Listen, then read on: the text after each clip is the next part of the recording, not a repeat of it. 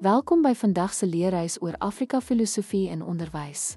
In hierdie video sal ons ondersoek hoe die beginsels van Afrika filosofie toegepas kan word op onderrigpraktyke in plaaslik relevante scenario's deur gebruik te maak van kultureel gegronde, gemeenskapsgesentreerde benaderings.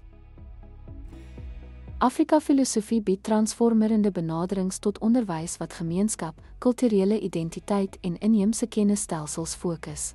Hierdie leeruitkoms demonstreer hoe opvoeders hierdie beginsels prakties kan toepas om betekenisvolle, konteksspesifieke leerervarings te skep.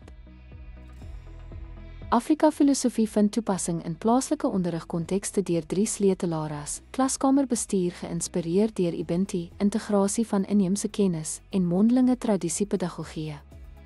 Ibinti geïnspireerde klaskamerbestuur behels die skep van gemeenskaplike leerkringe waar studente gesamentlik klaskamernorme vestig en handhaaf, en individuele strafstelsels vervang met herstellende geregtigheidsbenaderings wat gewortel is in gemeenskapsgenesing. 'n Voorbeeld hiervan word gesien in Suid-Afrikaanse tonsipskole, waar onderwysers lekgotlaar tradisionele raad metodes gebruik om konflikte op te los.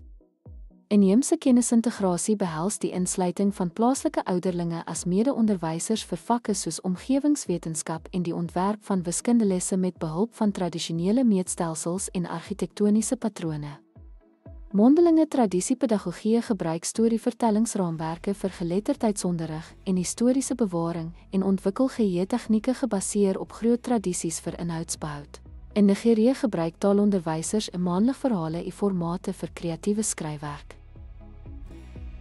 Die plaaslike aanpassingsraamwerk behels die identifisering van gemeenskapsspesifieke filosofiese tradisies, samewerking met kulturele bewaarders in kurrikulumontwerp, die assessering van leer deur middel van kultureel gepaste demonstrasies, en die skep van terugvoerlisse met gemeenskapsbelanghebbendes.